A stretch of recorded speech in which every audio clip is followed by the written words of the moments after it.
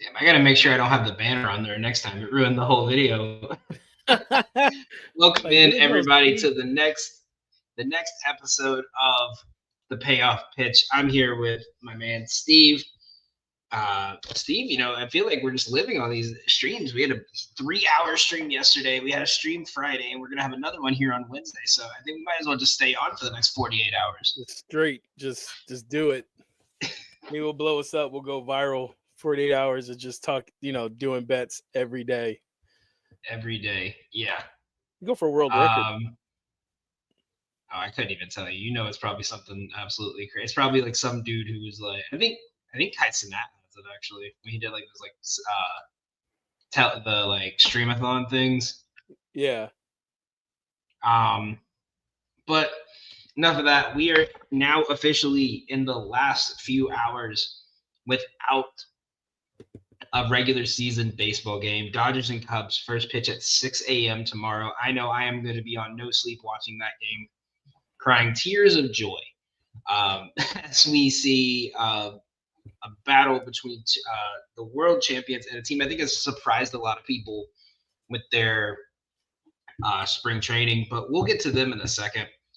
The big news today, Spencer Strider, in his first in his first game on the mound since last April after undergoing Tommy John surgery.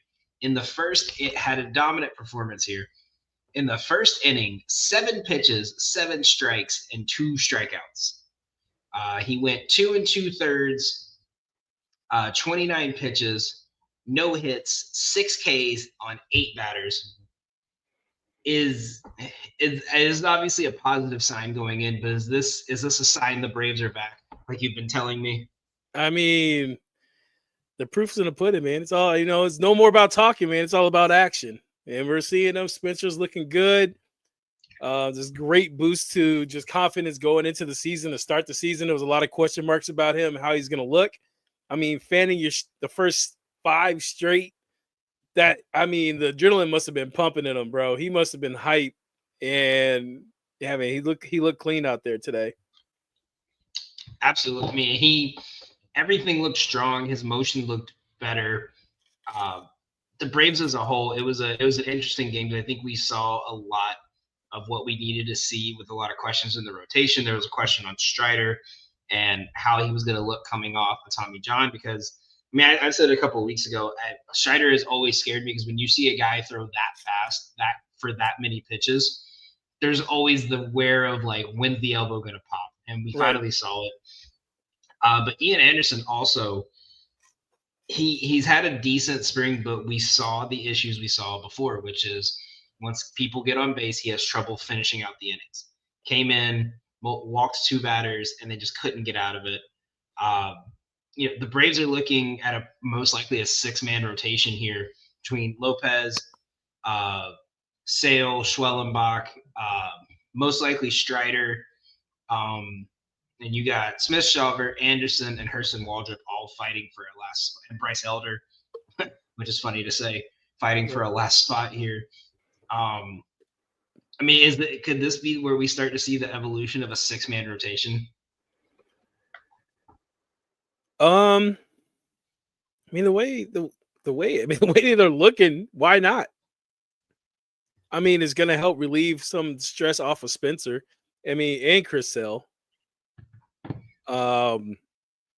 Chris Sale's already like praising Strider. He said he's the best pitcher on staff. Well, I think everyone knew that coming in. It was just a matter of like if he was going to be his old self. Yeah.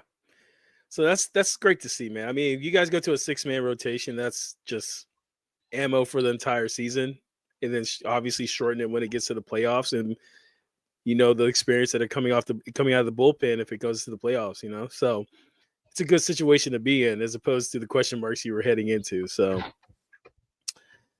I said, believe, man. I just got to get you on the Mike Trout bus. We'll go, man. Just like LIU, Mike Trout's going to be my guy this year. All right. It's all about Trout. You're going to start singing like the Holy Angel songs every time his name comes out. Just going to flap my wings, man. Flap my wings.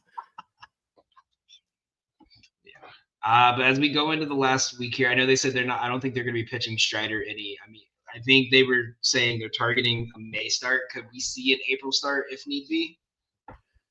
I mean, why? There's no rush for him, so maybe at the end of April. Yeah, and I mean, I was gonna say he always seems to falter out once it hits August, so maybe that May start with like get him fully in the rotation, maybe like June, like have Yeah, him be in a 6-man rotation for May, get him fully involved in June, and then he's ready to go for playoffs. right. Um, So it's yeah, it's just a matter of like the Braves' injuries have just always been killer. right. Like that's the thing is like we have not seen a fully healthy rotation in 3 years, I would say, because even before the Strider injury the year before, Free was constantly he got hurt with a concussion, came back, quad injury. Like it's just always something with them.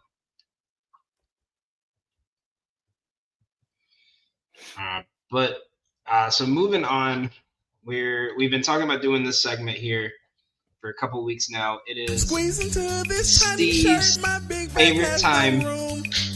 It is the Big Back. Big back snack attack. It is the Big Back snack attack time. Aramark has now officially released all their new foods for this season at all the ballparks there. And we have a couple photos here. We have a couple that are just descriptions.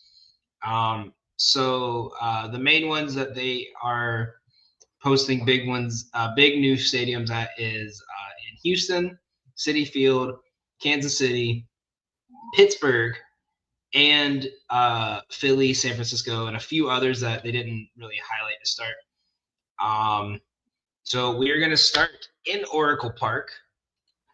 We have a photo for this one. I'm going to pull it up here on Twitter and share the screen for you. Thanks to Darren Ravel. It is a 98-ounce collectible popcorn bat. Hell yeah! Are you? And it is $22.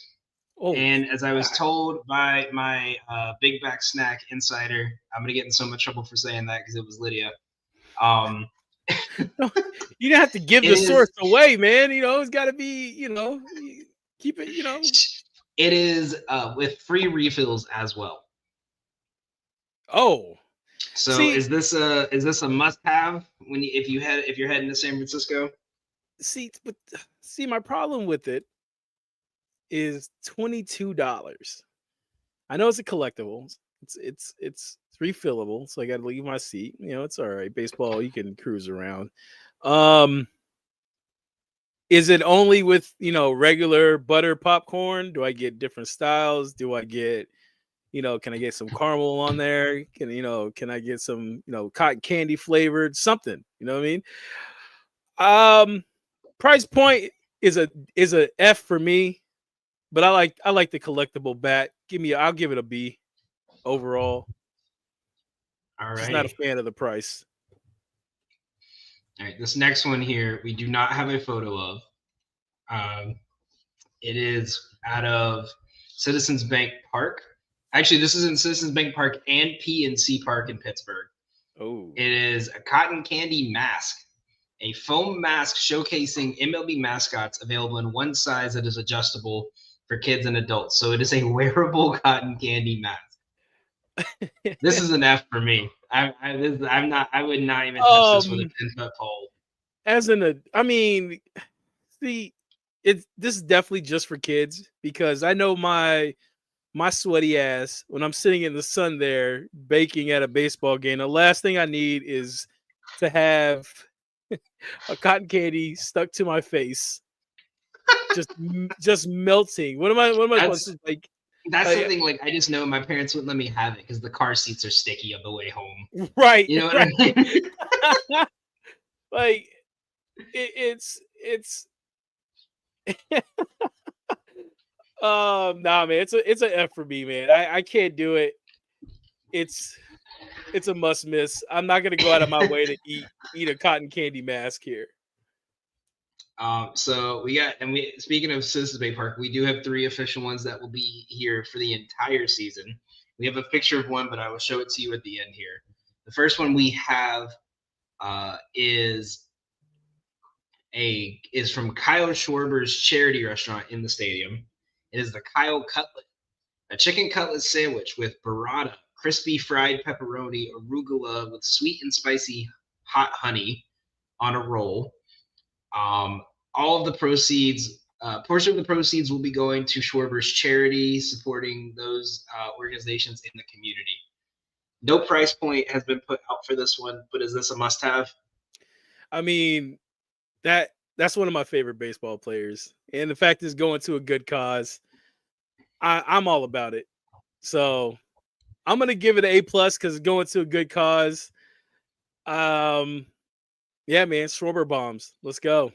That's what they should have called it. The Sicilian in me loves the thought of the baseball purist in me hates the thought of having a chicken cutlet at a ball game, but the Sicilian in me is in love with it. Yeah, that's I'm not an arugula fan. I would ask for that, not to be honest. I'd give it a B for me because I have a hatred towards Philly. So moving on to the next one, we have a red velvet affogato, a red velvet cookies, vanilla ice cream, and espresso. This is a C for me. What is it? A ava what? It's affogato. I've never even heard of that. It is it's like an Italian like espresso that you put like a cookie in. Oh, okay. So it's vanilla. It's like a coffee with ice cream. Oh. Like a coffee. You never go wrong with ice cream, man. Never go wrong with ice cream. Espresso at a Phillies game. They're already wired. I mean, it's gonna be on a sugar rush. So it's gonna be a hot summer day. Give me some ice cream, some coffee, and a cookie too. Yeah. Question is how much is it? How much is it? Do you have the price? They do not have a price point on this. Okay. All right. So I'm gonna give it a B because I don't know the price. I'm not necessarily the biggest sweets guy, and I love ice cream. So I love ice cream at the ballpark. Eating out of the helmet. You gotta have it out of the helmet. If this is an A helmet, it gets a boost for me. Right. It's not in a helmet, unfortunately. It's in a little espresso cup. Yeah. So I'm gonna give it a B because it is ice cream, but depending on the size of the cup, I could downgrade it to a C. I wish we had a picture of it. If it's, I gotta make sure I'm getting a good amount of ice cream. Yeah. So this next one here will satisfy all your big back needs. This is the s'mores quesadilla. It is $11.49. It is Nutella, mini marshmallow, and graham cracker crumble in a crispy flour tortilla with chocolate dipping sauce. You know what? That's an A for me. Yo, this is at Philly summer, too. You know what I mean? Yeah, in Philly. Phillies, you get slathered up, bro. Like, God, dog. Yeah, why not, man? Give me a little chocolate dipping sauce. You know what I mean? Give me a dog to start off the first inning.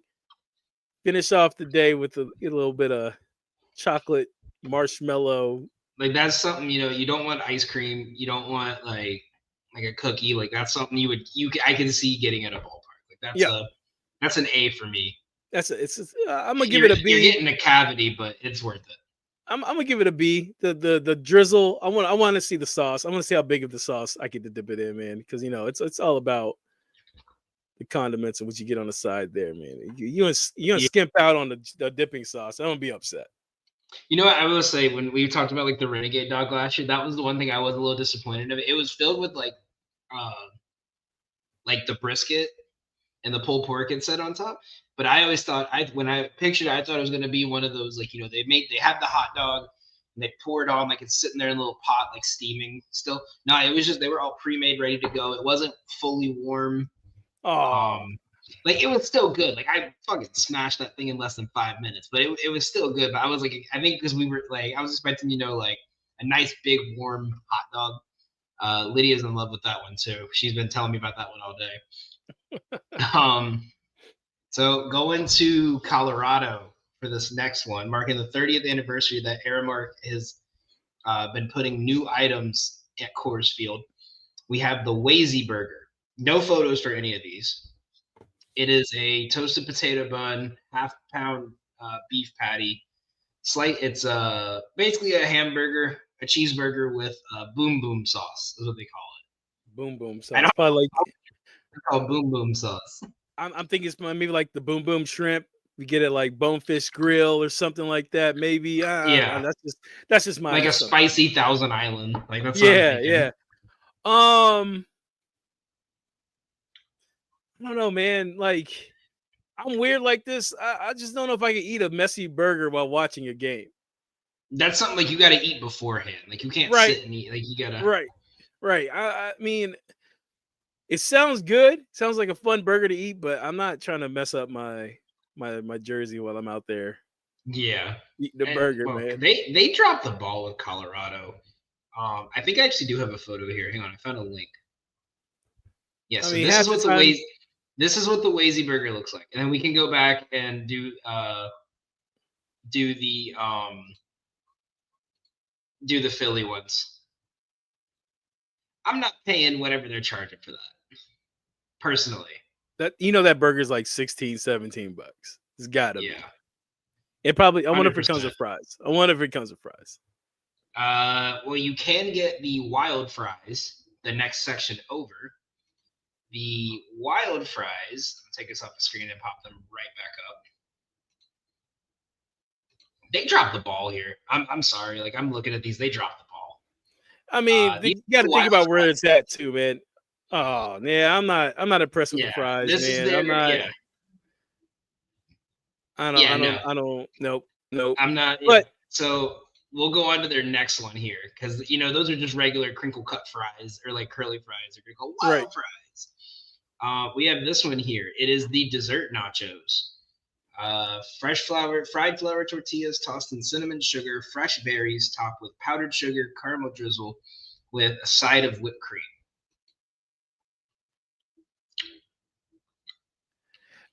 Honestly, man, I'm gonna give that a C, man. It sounded better with your description than the actual picture, to be honest with you. Right, yeah. No, that's one of those that's like your friend is like, "Ooh, I'll get them if you eat some too," and you're just like, "Okay, like I'll try it." Right. So we have a photo. I have a photo of your what your little espresso cookie looks like. I think you're gonna want this. Oh, a little fancy. All right. A little classy over there in Philadelphia. I see you guys. This is the only time they class it up. Right. Man, if you put that in a collectible cup, I'm all about it. I'm all about it. A little battered helmet. Yeah, throw a little collectible in that joint. I'm just sipping espresso out of a batter's helmet. And here is the Kyle's cutlet. It does look really good. Okay. All right. Nice crispy fried pepperoni. Yeah. It's not messy, but you can tell there's definitely a good amount of sauce. Right.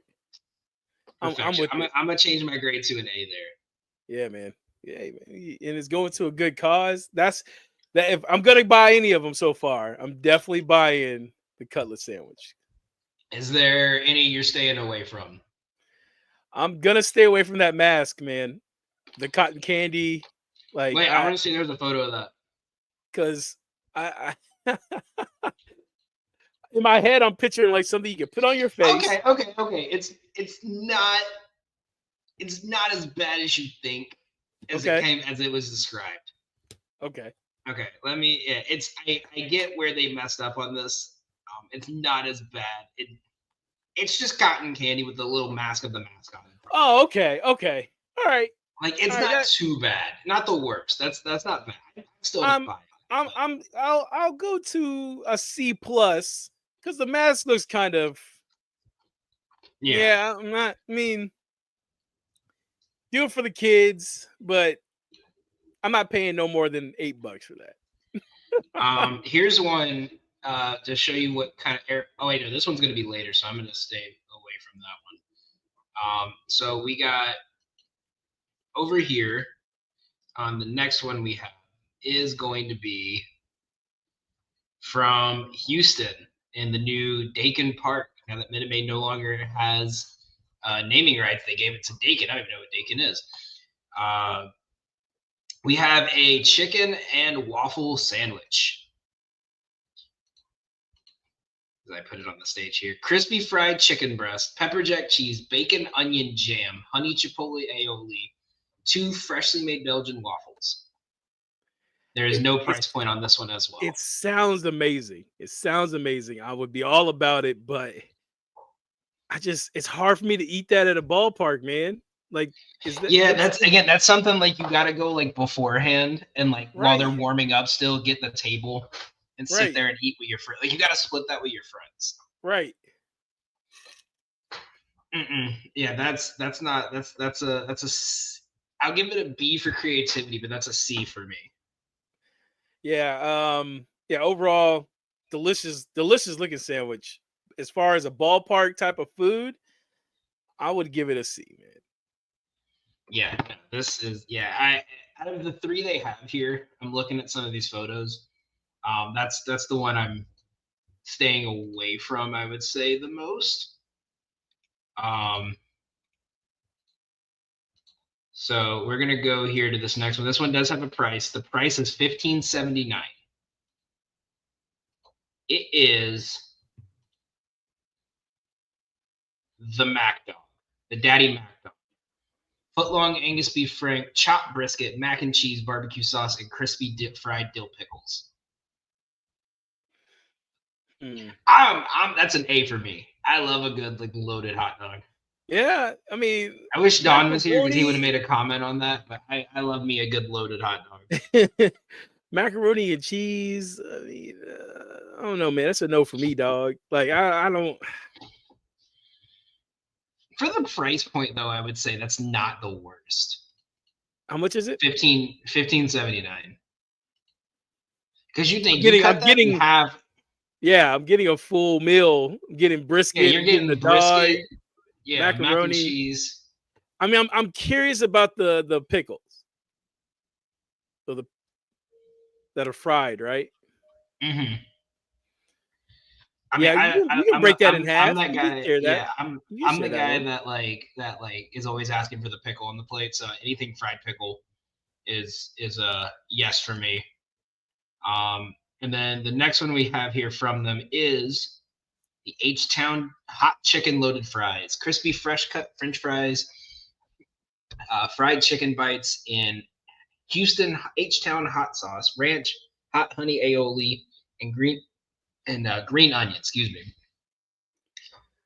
I would get this, but this is a C for me because it's not creative. It's just throwing it's the same as throwing the chicken and fries in a bucket. You just put a bunch of dressing on top of it. Right. Because you got to eat this with a fork now because you're going to have like 18 sauces on your hand. Right. Boogie said, you had me at brisket. You're goddamn right. You had me at brisket too. Honestly, it's a C for me. I know, but I'm gonna give it a B+ for taste because I know it probably bangs. It bangs, but at the ballpark, obviously I'm sticking with the theme here. I'm picturing myself eating this at my seat, trying to watch the game. I got to grab this one at the tabletop before I walk down to my seats. I would crush it. Most of this just seems like you get here early and you want to try stuff out. Yeah. Right. I'll go B. I'll move up to B. I think it's good. Like you said, maybe the idea is a C for an idea, but give me the hot chicken, man. So all right. So give me that bird. You're going to Dakin Park. You got to pick one to have for your meal. Which one are you taking? Let's set the scene. You got here early to watch BP. You're walking around. You want to get something to eat. You get your buddy's got a table already lined up for you guys to stand at. What are you taking? This is where the waffles are at too, right? Mm-hmm. I'll do that one. If I'm gonna be at the table, I'll be at the chicken and waffle sandwich, man. Like that. you just know you're gonna take a bite and that whole all that chicken's gonna fall. That it sounded good though, man. Like I know I'm not gonna be disappointed with that one. I'm gonna be full. So when we would go to City Field, they have a thing there called a waffle, and they make like a massive fresh made Belgian waffle. They wrap it around, and they make it into a cone, and put ice cream in it. And like there would be a line. I'm not joking. From like we went one time, second inning, and then like to the fifth, we were still in line. Like it was like, and like I saw someone, they got it, and the whole thing unfolded like 2 bites in. So see, that's what worries about some of these things that we're looking at is just it falling apart. And then you can't eat it at your seat. You got to have a table to sit at. Like right. You got to be in the suites or something. And here he is, the man, the myth, the legend himself, the Don Corleone. The greatest third base coach in high school baseball history. A lot of pressure to live up to that. So, Don, we're going over the best food or all the new foods that Aramark's doing out. So we'll go back over the Houston ones here for you. So we got this right here. Attack. Yeah, we got the H-Town hot chicken loaded fries. Is this a yes or a no? Ooh, that's a yes. All right, and then the next one we got here is the Mac Daddy hot dog with brisket, mac and cheese, and fried pickles with spicy barbecue sauce. It's gonna be a no for me. No, this one they gave us a price point. It's $15. Yeah, it's a no for me. I just want to also put these in perspective for you guys. Last year, they during the playoffs, they did a blue lemonade like vodka drink at Minute Maid, and they called it the Haterade for Josh Hader, and they tried to sell it for $40. Jeez Louise. And no one bought it. Yeah, that's shock. The last one we got here is a chicken waffle sandwich with onion bacon jam, honey chipotle aioli, pepper jack cheese. Chicken waffle? I'm always in for chicken waffle. So if you got to pick one, you're sitting down watching BP and you got to eat one of these, which one are you taking? Definitely chicken and waffle. You and Don both, or you and Steve both. I had a feeling me and Steve were both going to be on that train. I was the Daddy Mac dog. Going out here to Kansas City now, our home of our future MVP Bobby Witt. We got There's better be some barbecue stuff, stuff, bro. They better show up and show out in Kansas City, man. So the first one we got here is the Z-Man sandwich inspired by Zach Greinke. I think we don't have a price on this one. I think. Yeah, no. So it is, share the screen here. Slow smoked beef brisket, smoked provolone, topped with 2 crispy onion rings on a toasted Kaiser roll. Where are we grading this one? On a scale of what? Like grade it like A to F, like school grades. B plus. I'm gonna give it a B. I think it'd be too messy. B. I'm going with B. B. Give me a B. This next one here, I'm interested to see what y'all think about this one. It is the Blue Velvet Whoopie Pie. It's a blue velvet cake with vanilla fluff.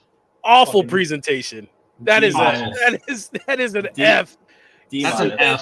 That's an F. Send that shit back, bro. That sounds like something like you say to your friend, and it's got like an inappropriate meaning that only you two know about. Like you want a blue whoopie pie? I know you want that blue whoopie pie, buddy. So I think it's. What are you doing, Kansas City? We're making Boogie hungry with these brisket sandwiches. That's a fact. So the last one we got here is the Slugger Dog. It is a chorizo topped It's chorizo topped with manchego, tempura batter, Doritos Cool Ranch crust, and avocado aioli. Yeah, I don't know, dog. This is the B for No. me. I would eat this. You're more brave than I would. Bro, last thing I need to do is eat that and be caught on camera and be on ESPN top 25. You gotta wait. You're gonna get this. You gotta wait till they hit a home run and everyone's watching the ball. Right. So you gotta take a quick bite.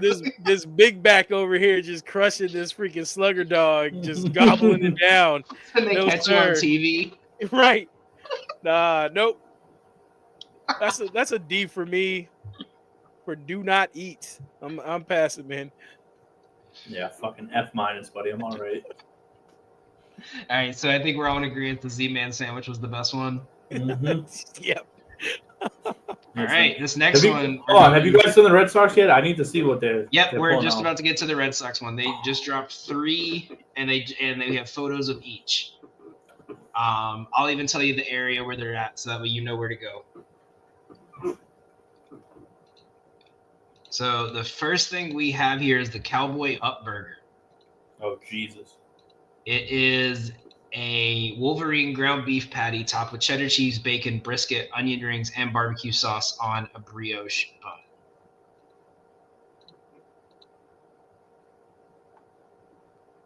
Oh, baby. That's an A- potato right there. The only reason it's not an A+ is because it's a little messy. Yeah, I was gonna say you got to take the onion rings off. I feel like to eat it. Yeah, see, that's the thing, man. If I you got to get a tabletop before I go down to my seats to get that. Once again, bro, I'm messing up my jersey. I'm eating that one, bro. It looks delicious though, so it's a B for me. I'm with Gotham on this one. A little messy, but yeah, it. It's at stand CO7 in the Truly Terrace. Oh, I know exactly what that is. A horrible area for that to be in.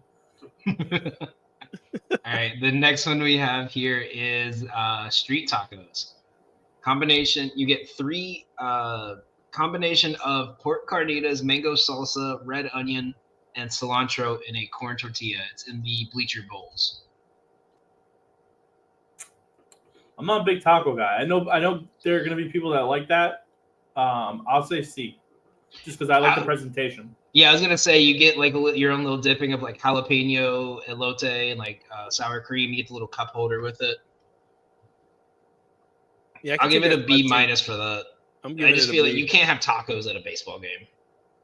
I'm gonna give it a B.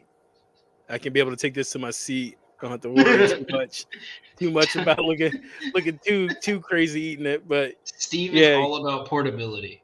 Absolutely. And the last one we have here on Jersey Street is a gourmet grilled cheese.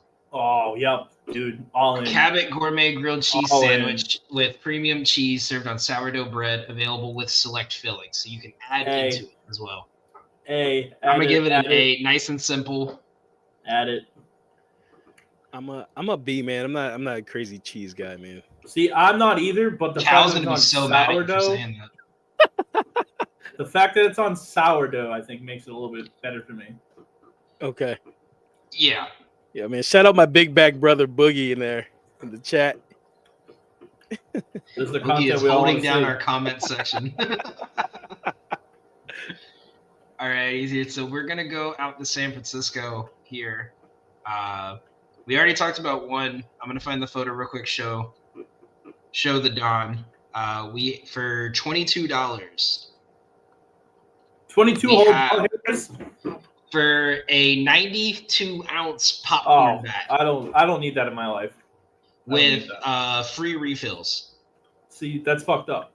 It said you can bring it in with you when you come to future games, and they'll refill it for free. Oh, well, then that's a fucking A right there.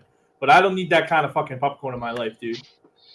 You know how it's a good thing it's in San Francisco. Could you imagine this in like Philly, Boston, New York? How much popcorn would get thrown?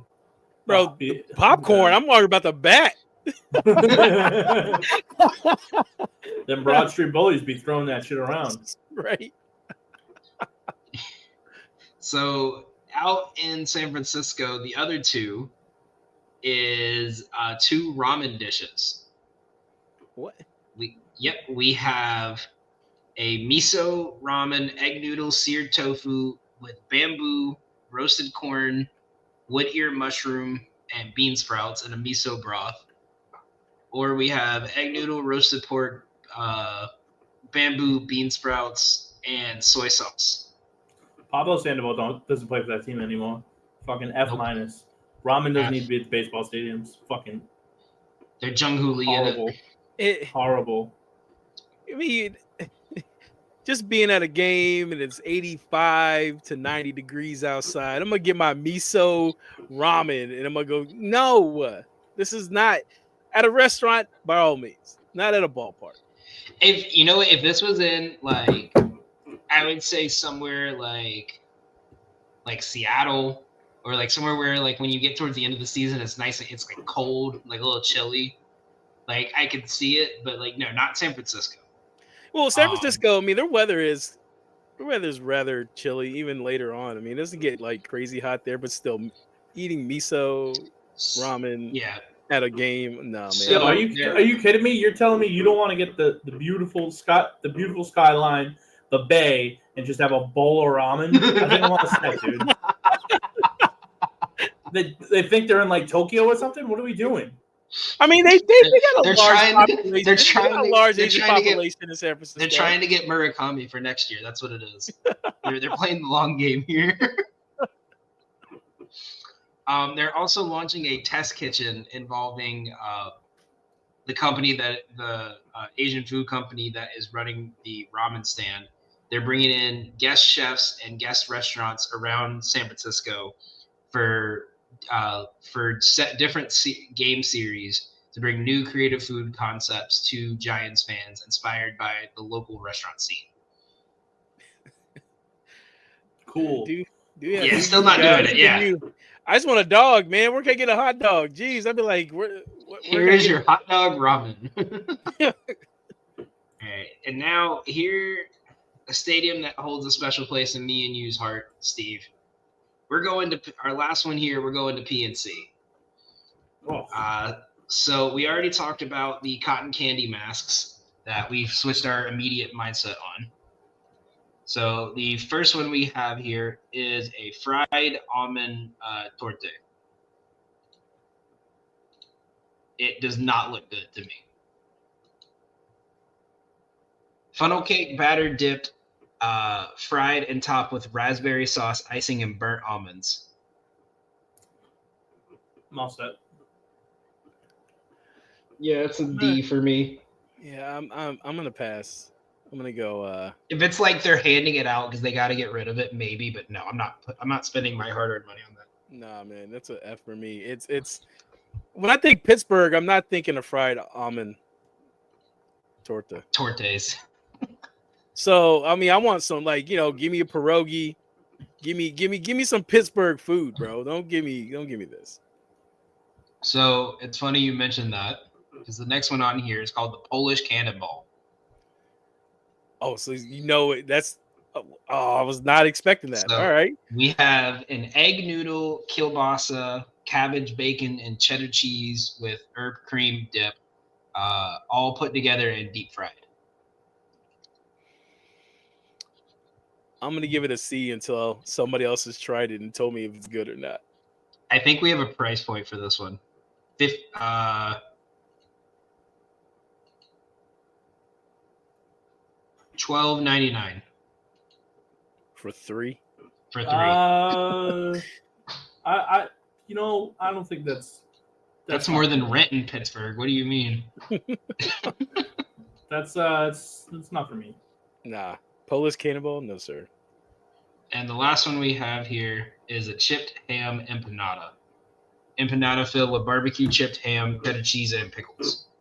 Pittsburgh, what the fuck are we doing? That's what I'm saying. Like, the fuck, bro, that don't even look like an empanada. It looks like a potato, like a cookie. Like it doesn't even. It looks so thin. Fucking horrible. This is what happens when they get white people to make empanadas. Yeah, you're right. I'm disappointed. I'm actually disappointed. Don, I need you to show this to your friend, and like we need a live reaction. F. Yeah. Yep, I'm so definitely. disappointed. After last year's Renegade dog, I was so disappointed. Some bullshit, if you ask me. And Don didn't get to do. Colorado was so bad, it's not even worth bringing back up. But I feel like we got to get Don's reaction to. Oh wait, we do have one more for City Field before we'll go back through Philly and show Don. Let me just pull this up. Sorry, I'm about to go off topic, but like, is Josh Hart going to go back into the game here? I need 2 more points. What's the score right now? NBA sucks tonight. I know they're up 22, but like, come on. Just put him back in, Tibbs. Too many bench minutes. Oh, wait, Steve. We got life. I bet them plus 300 at halftime. We got life. Ooh. So we were talking before the show about how Philly just dropped 80 on Houston in the first half, and they were up 78-57. I looked, and I got Houston at plus 300 at halftime, and said, "Fuck it, I'm putting like $5 on this just to cover my loss because I bet Houston minus 15.5. They just dropped 45 in the third quarter to tie it up. You know, 16-point win in the fourth quarter here. Wow. So the first one we got here for you two alcoholic degenerates. Speak for yourself. We got the Queen's Quencher. I hate that name. It is Reka vodka, fruitful blue raspberry, lemonade, and a garnish of lemon and blueberries. Man, first off, you know this thing is like $35-$40. They're already going to rip you off at the park. Let me see if I can find a price.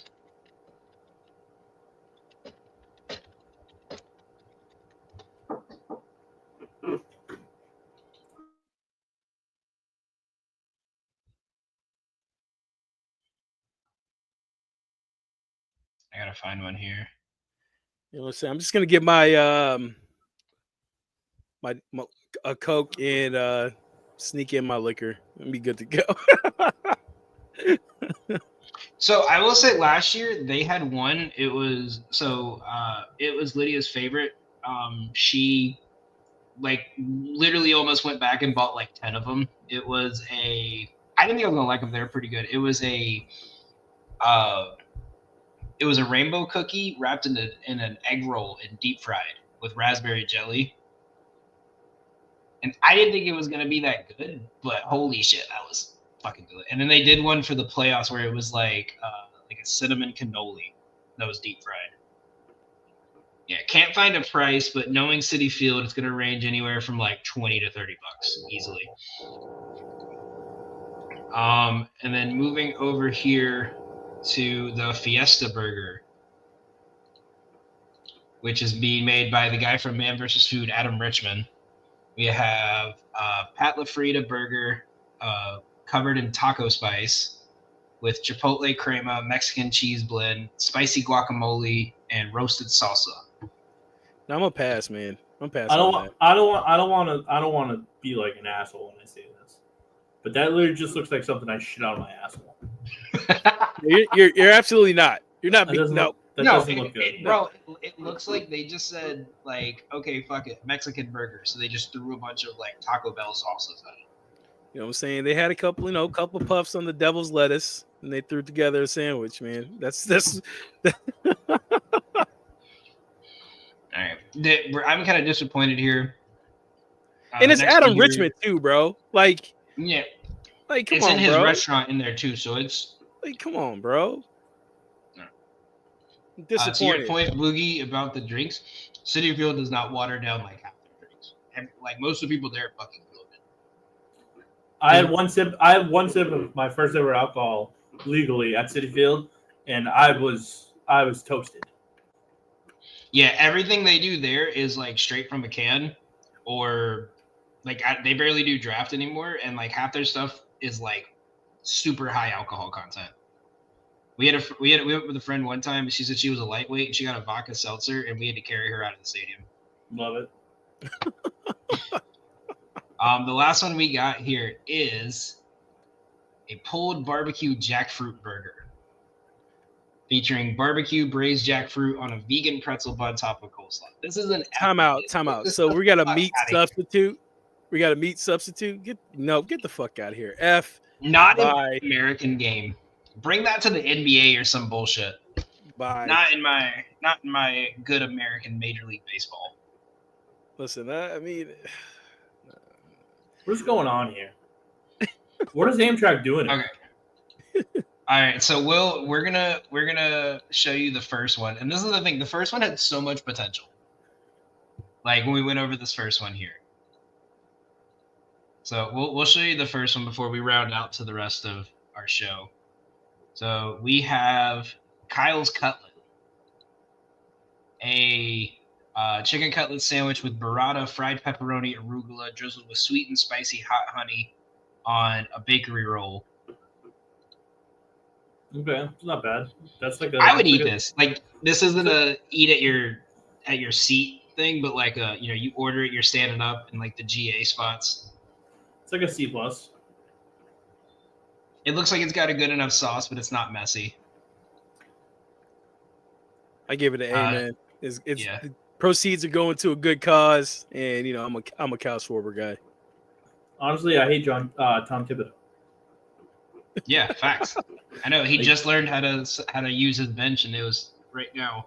Like, why are we doing this? Fucking Mikal Bridges is in there, Karl Anthony Towns is in there, but Josh Hart can't be in there. No, never mind. Philly just went on a 10-0 run to start the quarter. Fuck this. Yeah, basketball sucks. Bring on baseball. Bro, just put Josh Hart in and let him get 2 more points. We got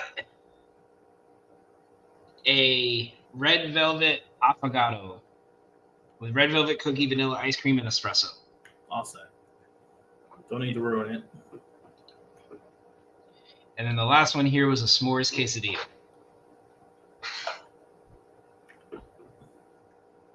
What? What is baseball doing? All right, so out of all the stadiums here, which one are you most likely to go to? Fucking none of them now. This sucks. But if I had to choose one, who had the waffle chicken and waffle Houston sandwich? Yeah, I'm going to Houston, bro. Fenway. I think Fenway had the most consistent. The cowboy burger, the street tacos, and the grilled cheese. Well, that's what they do, man. They'll draw you in, but then their team, they just won't pay anybody. So that's what happens around here. Bro, we're playing Karl Anthony Towns, but not Josh Hart. It doesn't make sense to me.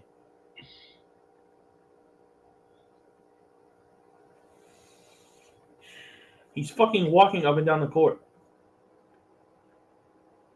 I hate you, Thibodeau. Fire tips. I've been saying that for years. All right, so now moving on from Steve's favorite section, we will have this again as soon as some of the other companies post out their food. Let's get into the Tokyo series. We got Dodgers Cubs tomorrow, Imanaga versus Yamamoto. We mentioned at the beginning of the show that how the Cubs have kind of been surprising people in spring training so far. There's 3 guys with over 25 plate appearances that are hitting over 480. You have Pete Crow Armstrong, who has, I think it was 11 hits last I looked, and 8 of them have been extra base hits. Matt Shaw is looking good. They're smacking the ball. Their bullpen has looked amazing so far. With Mookie essentially out for an extended period of time after it came out today that he's lost over 15 pounds from this illness. Are we back in the Dodgers here or the Cubs? I think I'm still back in the Dodgers here. I mean, the lines kind of stayed the same. One thing I am going to take tomorrow, just because I want to get up early, just watch the first inning before getting ready for work. I am going to take no run in the first inning. I got it at minus 130. I wanted to stay away from that one because I always try to stay away from nerf fees when it comes with the Dodgers. Because, your first 3 hitters involves Shohei and Freddie Freeman, even without Mookie. But yeah, I kind of like that. I was telling Steve before the show, I like Tommy Edman. If you could find a good line for him to get a hit, it's a good piece to put in a parlay. I took him to hit a home run at plus 700. He's 3 for 4 against Imanaga in his career, and all 3 have been home runs. That like top 105 exit velo or higher. So I think Edman gets at least a hit. I wouldn't be surprised if he makes enough contact to smack the ball out of the park. My big bet is going to be Imanaga to give up 5+ hits. When I was looking up how he rates and matches up with this team, there's only one hitter he has a good matchup with, and it's the 9-hole. Where he's rated to finish at in terms of like game score, he's given up 6+ hits in 66% of those games. So I don't think he's gonna get roped, but I think if he goes 6 innings, he's given up 5 hits at least. Yeah, I don't hate that. Yeah, I put together a 3-hit parlay. I put Shohei Hernandez and Freddie Freeman all to get a hit. Came out to plus 153. That's not bad. Yeah. And even in terms of not betting wise, have you guys been impressed so far from what we've seen from the Cubs? I think everyone's kind of assumed the Dodgers are going to be what they've done. For me, Ryan Brazier has been insane. I think he's pitched like 5 innings so far, and he hasn't had a single batter touch base, and he's hitting close to 100. So I think he's going to be a huge part of their team this year. But is there anything that's kind of impressed you guys with or concerned you guys with the Cubs? Ryan Brazier, that's a fucking name. No, I mean, I just think consistency. If they consistently do this all year, I think they've put together a good little squad. But it's going to come down to the end of the season, like mid-July, when it's grind time. What are the guys going to look like?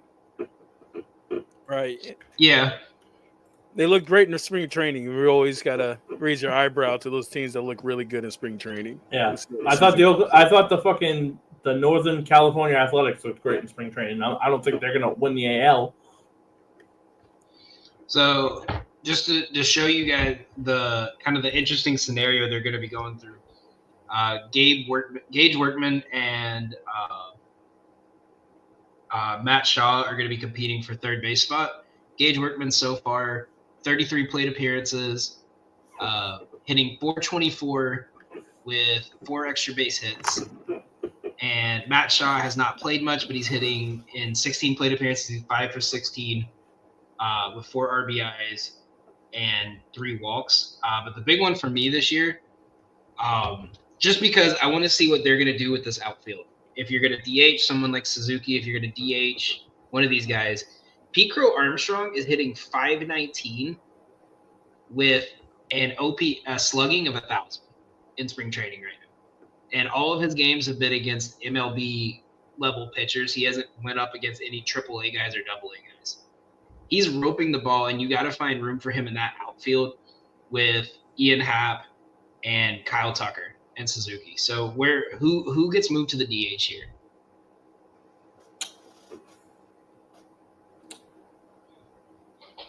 I think it's got to be Suzuki.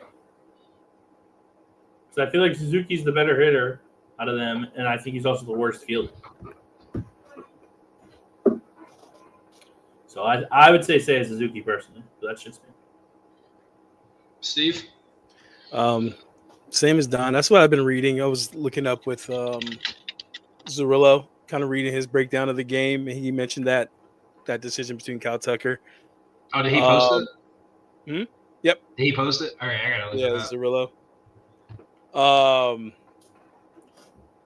And it's exactly what Don said. He says, like, Suzuki has struggled making routine plays. So looks like it's gonna be the natural move. So, and is there concern for the Dodgers with Mookie? Yeah. Because I mean, what's his deal? So he's already only 180 pounds. He came to Japan with an illness. They were trying to see if he was able to play. They listed him as out yesterday. It came out today that he's lost 15 pounds since getting this illness 2 weeks ago. They're not disclosing what it is. They didn't say what it was. No. Okay. That's probably really concerning in the first part that he's lost that much weight rapidly, and they're not saying like, oh, it's the flu, oh, it's a stomach bug. Like, it's probably something really concerning. Right. But someone as small as him losing that much weight right before the season, it's going to take him a while to get back in. Mm-hmm. Is this where? I mean, is there enough faith in Miguel Rojas to run shortstop for the season, and you could potentially rotate Mookie somewhere else? Or is this where you kind of you kind of see how he does by July and you look for a trade for someone? I think you just play it out, see how it looks within the first month, and then if it doesn't look good, then you start getting some feelers out there. 100%. You can't, if that's like a important position in the infield, you can't have that being a lingering problem, especially if you're going to want to be a World Series contender. Yeah, especially with you look at all the excess they have in their outfield and their excess that, players that in their minor league system that are not going that are not really going to be making moves. Like, you have the depth in your farm system to try to trade and get someone. So which I hate saying it because I hate believing the Dodgers are going to be good. That's my number one hatred. I know Lee's about to pop in here and tell us we can all go fuck ourselves, but I mean, you have 6 outfielders fighting for 3 spots. You have a whole farm system that for some reason the only position you don't have a clear-cut guy that's going to be ready in a year or two is shortstop. Your top prospects are outfielders and pitchers right now. And they're doing some scouting while they're in Japan, man. You're going to pull some random Japanese player out of nowhere. Yeah. I hate to say it. I hate saying it, but I said it when the first reaction I had when this guy got signed with Tampa was, wow, that is a very tradable contract. And Hae-Sung Kim, as much as I don't want him to go there, has a very team-friendly tradable contract. I mean, not to mention also they have that other Hae-Sung Kim dude. I don't know why he's not on I guess he's not on the 40-man rotation. Or I guess he's in their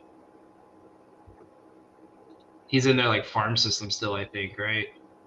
Yeah, he can't come up yet. But I mean, I think they have it there, but I mean, there's a couple guys that signed at shortstop and second base that signed those really team-friendly deals. So I think we could see a lot of moves going around. But final predictions, anything crazy you guys think is going to happen? I got Shohei hitting a home run before the 5th inning. Wow, we're really specific here. I think it's going to be a 3-1 final for the Dodgers.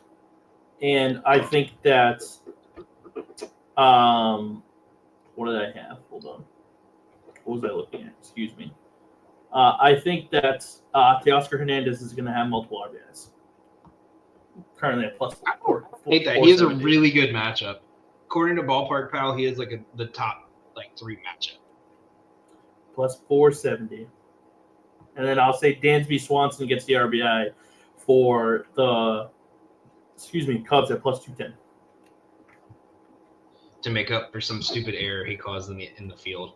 Yep. And I say that as a Dansby Swanson fan. Mm-hmm. Dude, I was so heartbroken when he left. He's my favorite Brave. I'm gonna go with Shota under 4.5 strikeouts. I think that goes well with what I was saying. Where I think Imanaga's they're gonna hit him hard. I'm kind of in the same boat there. All right, and so before we get into our MLB games to round it off, got one question for you guys here. If you could change, modify, or get rid of one rule in baseball, if you were the commissioner for the day and you could make an adjustment to one rule, what would it be?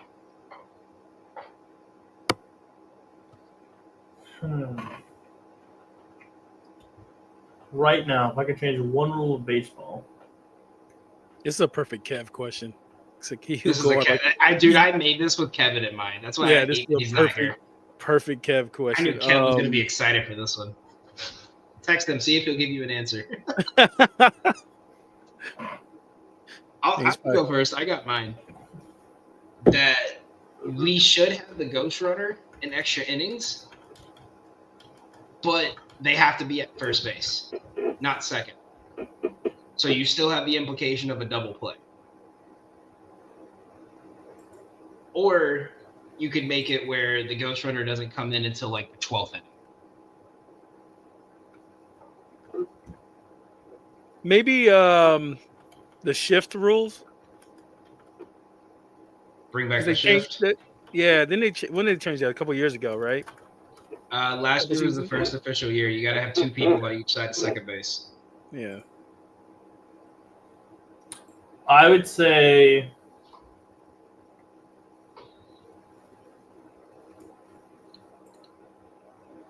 this is kind of hard because, like, I like the shift, obviously.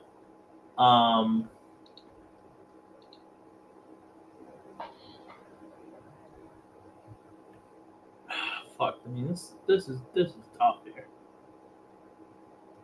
I think maybe.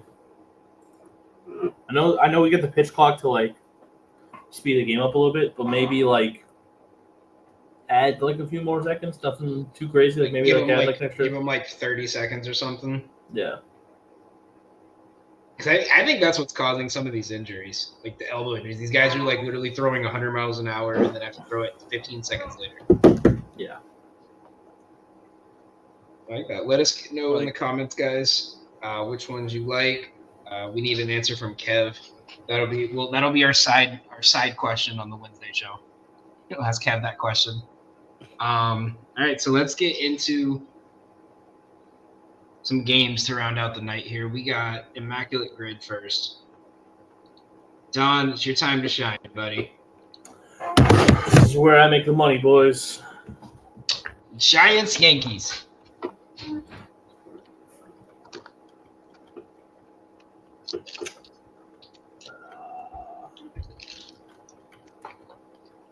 Let me see here. My immediate guess is Melky Cabrera, but I want to try and go a little bit more outside.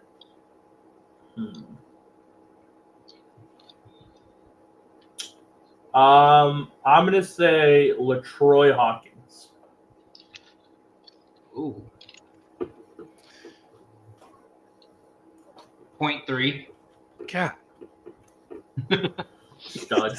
This man. Steve, do you want to try Giants Cardinals? Absolutely not. you know I'm gonna hit a guy that's like 80%. I don't want to jack up because like if I did the first one, I probably would have said like Randy Johnson, and you know that was gonna be like 60%. Did he play for the Giants? Mm-mm. Yeah. No, he didn't.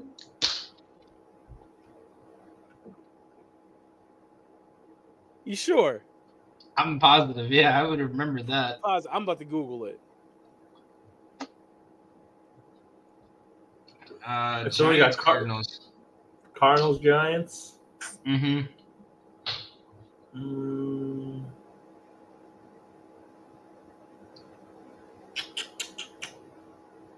Randy Johnson won 34 games in 2 seasons with New York before heading back to the Diamondbacks for 2 seasons. He finished his career in 2009 with the Giants. Don't remember him there. Wow. Yeah, that might have actually been good. He got 0.3%. I don't know if it get much better than 0.3%. You can get a unicorn in this. That means you got to be the only person to think of it. Oh. Here's a good one for you. Former Orioles great, but he played for both of these teams for 1 year. Sidney Ponson. How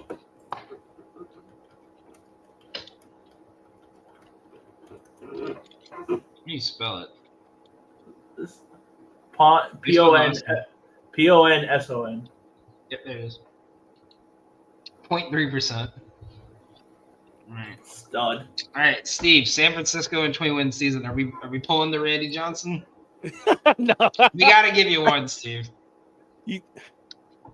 So this is not his obviously not his career with San Francisco, just his career in general. No, just he had a 20-win season pitching. Yeah.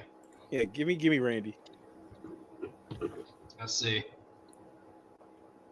Doesn't I did not count it. Yep, you fucking bum. You bum. You probably didn't even pitch a game for them. Wow. I was gonna drop him fucking a layup. Zito, you wow. asshole. Wow. I swear Right. this fucking fuck this. All right, Angels and Yankees. Steve's gonna go cry after this show. Yo, I told you, man. I punch drywall after this show every time, man. just like, Betting man, Cheese watches this show every time. I got something like Don. Bow. Betting Cheese watches this show every time, and the text me like, "Yeah, thank God I did not yum it on the show." So obviously Bartolo Colon's an obvious one. Ricky Henderson's an obvious one. Fuck, did he play for the Yankees? Who are you thinking?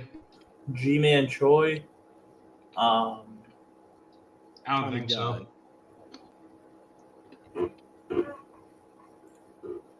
I'm afraid to even say it. I'll give you Tommy John. Not Randy Johnson. Reggie Jackson. Oh, here's one for you. Because people are going to forget that he played for the Angels, I think. Hideki Matsui.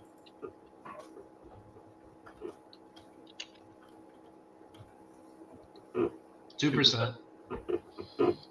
Angels, Cardinals, obviously answers Pujols.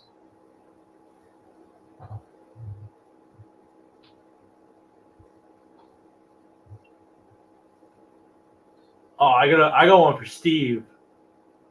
Big lefty, big hunky. Give me Darren Oliver. 2%. 1%. Unicorn. 0.1. Big sexy. Is that Angels? Carey? Angels and a 20-win season.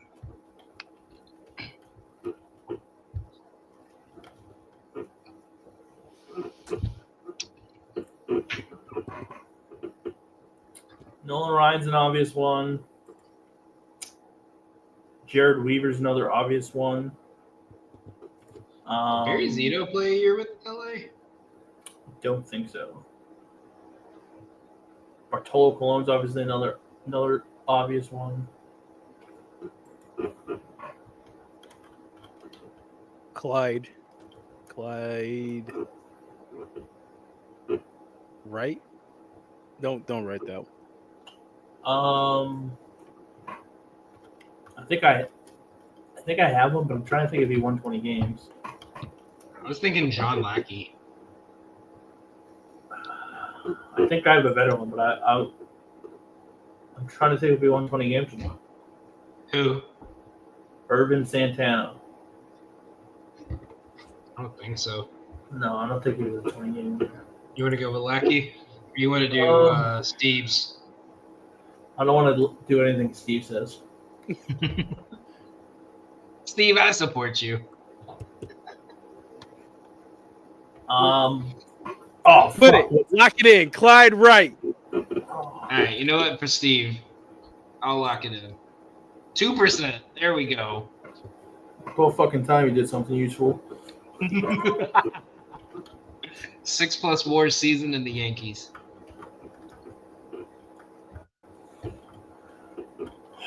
Fuck, man. Fucking It didn't have to be when they're on the Yankees either, so it could be anyone.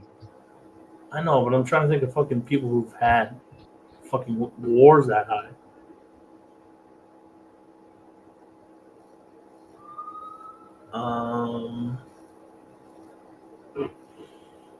I feel like a non-obvious one would be like Roger Clemens. What about Bellinger with his MVP season? I mean, I think he has to play a game first for them. That's true. Yeah, fuck. Clemens.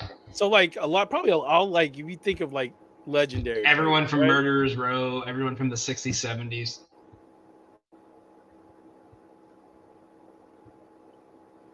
You want to do Clemens? I feel like that's like the only like non like crazy one I can think of. He did not have a 6-war season. Well, he fucking sucks. All right, let's go to the next one. 6-war season in the Cardinals.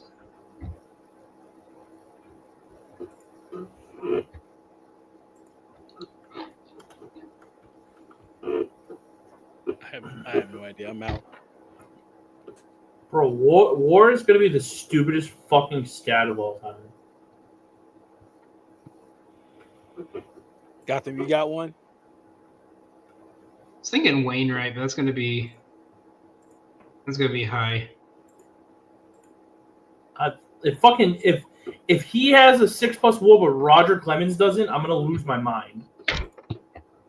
Sonny Gray, maybe? No fucking. And he was on the Reds before he went to the Yankees. Well, it's the Cardinals, not the Yankees, were on. I know, but that's what I'm saying. He played for both. Before he went to the Yankees, when he was on the Reds, when he was actually a good pitcher. Bob Gibson. Fuck you. Ah.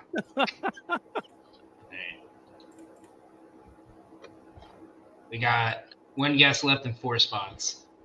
Where do we want to go? Did you say Bob Gibson? No, I did Sonny Gray. Oh. All right, I was about to yell at Steve. I won't yell at you.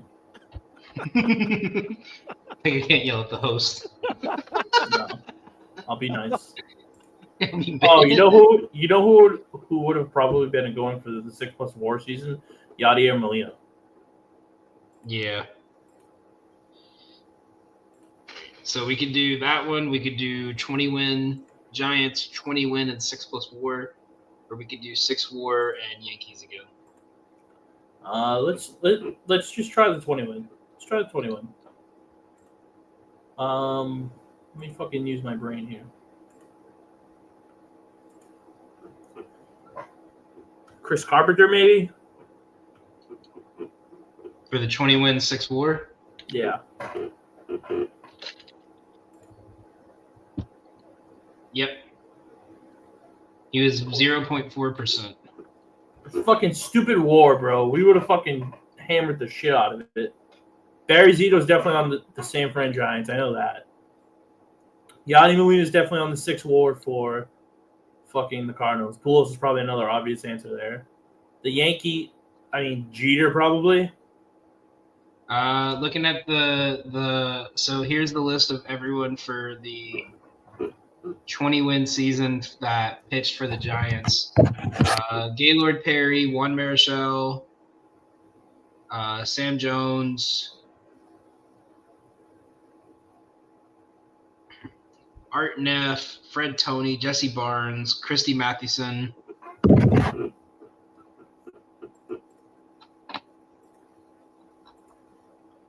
Yeah, Christy Mathewson crossed my mind, but I thought. So, fun fact: they have not had a 20-win season pitcher since 1993. That makes sense. Right, Steve? It's because they stink. Tell me, Tim Lincecum never won 20 games? I guess not. That's wild. Let me look.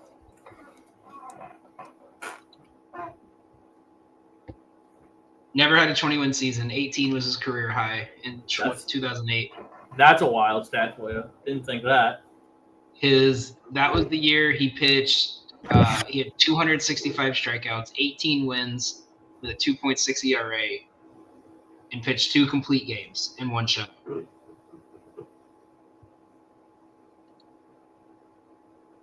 Going to the 6 WAR season for the Yankees.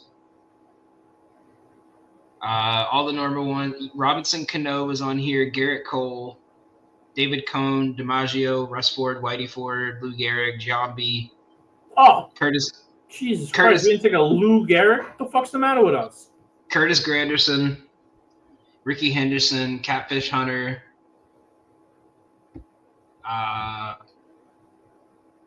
Mike Messina, Roger Peckinpah,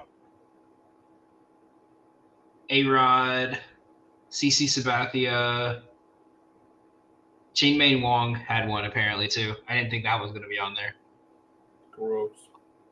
Yeah, disgusting. And then for the Cardinals, there was 73 players, everything from Ozzie Smith, Pujols, Yachty, to Steve Carlton, Matt Carpenter. We could have used Chris Carpenter. Orlando Cepeda. Matt Carpenter would have been a fucking great one. Had a 6-WAR season. Yep. Yep, that would have been. Yeah, I just looked that up. My favorite name was Icebox Chamberlain. Icebox Chamberlain's a great name. Love those 1,800 baseball players. Let's run through for each of our teams here. We'll call it a night. Dottie Boy, we'll start with you. Oh, Jesus. Fuck. All right. So I love the enthusiasm. Jarren Duran, 2023 top 5 stolen bases. Where's he at? There he is. I would say Yoshida for 2023 stolen bases and Ref Snyder. All right. Now.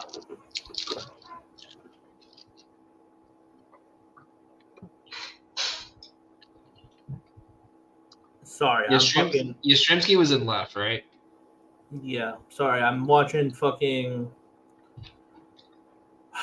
the last leg of my $300 parlay is the Kings, and they just gave up the fucking go-ahead goal with 4.5 minutes left. Fucking Şengün gets hurt and kills my parlay. Did he get fucking hurt? Yep, that's why they were losing. He only played 15 minutes. I can't fucking. Please tell me the Lightning won. Yeah. Okay, good. At least I'm 1 for 2. 1 for 2. Dude, I literally just need the Kings and everything else. Fucking the Leafs were free, the Lightning were free, the fucking Pistons were free, the Kings. We're losing to fucking Minnesota, who stinks at hockey. So, all right, we got. All right, hold on. Sorry. Ted Williams was in right? Yep. Dwight Evans was in right. Trot Nixon's in right. Switch him and Tony. And switch. Just don't ask me why. Tony and Chris Steins. And run it. Got 1 right over here. 2 right here. These 3 were correct.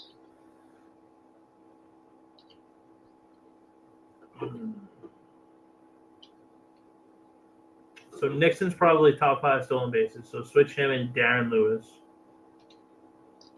And then switch Dwight and Duffy Lewis. And then switch. Nope. Oh, my fault. So Dwight goes back. So Ted must have played left then because there's no switch him and Steins. And then switch fucking Harry Hooper and Darren Lewis. Run it. Yeah, I guess. All right, so you got the right field and the stolen base.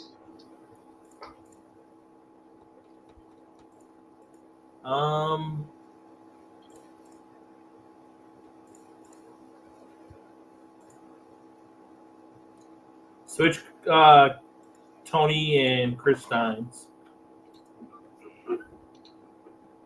There we go. That was fucking annoying. I was thrown off by the fucking Wild scoring that goal. Okay, let's see. We can go ahead and move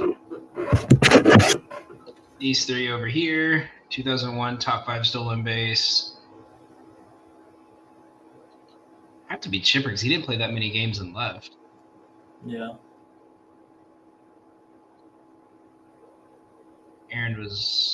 Klesko was left. Markakis was right.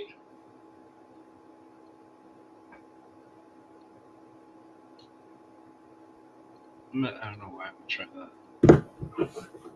No, it's way off. Okay, so it's these 2. Switch these 2. So I think, yep, there we go. 2 tries. Woohoo! If I didn't get that, my dad probably would have disowned me. That's fine. All right. Leave Jason Worth for right field.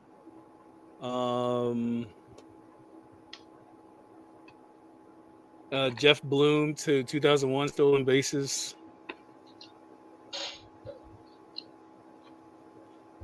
Juan Soto to left field through with Was he in left or right for them? Left with Larry Walker.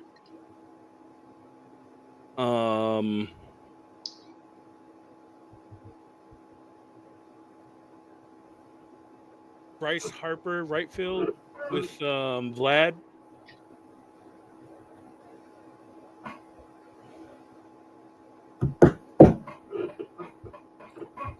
Larry Walker with Lane Thomas. Where's he at? There it is. Luis Garcia. He didn't play in left field. He's on the team now. Yeah. Switch him with Vlad. I know Vlad doesn't go there, though.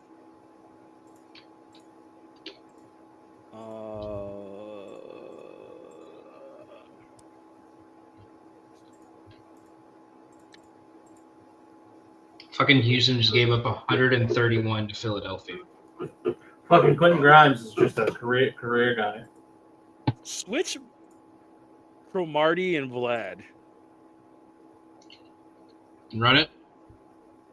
Why the fuck not? Oh? Without Let's go, Kev! Stevie. Kiss my ass, Kev! It's never happening again. Oh, what a shot. Look at, Literally, the only reason why I got this right is because the only player I didn't know was Jeff Bloom for sure and Alex Call. He's Lane on the Thomas, team now. You gotta start watching them more. I'm like everybody else I recognize, and I just drew a blank on those two. There we go. I'm proud of you, Stevie boy. You got it on 1. You know it's never gonna happen again. We're taking a picture of it.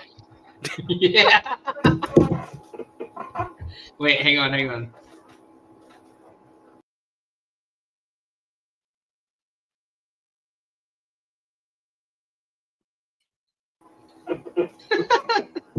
It's gonna be the group photo.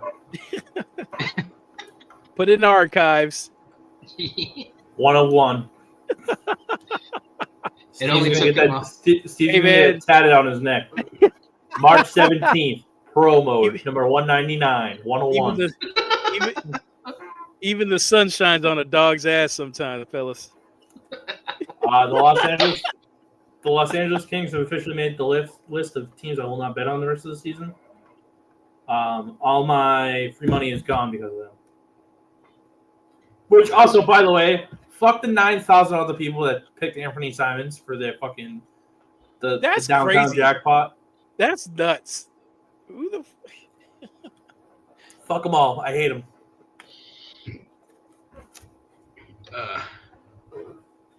The issue here is that my bankroll is not as what I thought it was going to be heading into the tournament. I have a lot of money riding on the Dodgers tomorrow. So some would say too much, some would say not enough. I'm one of the ones that said not enough. So I might have to throw a little bit more money on the Dodgers tomorrow. Hey, don't chase the dragon, bro. What do you think, Gotham?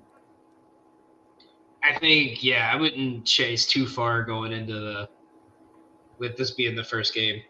I went so low unit usage. I think after everything, I spent a total of 2 units for 2.2 units for 5 bets.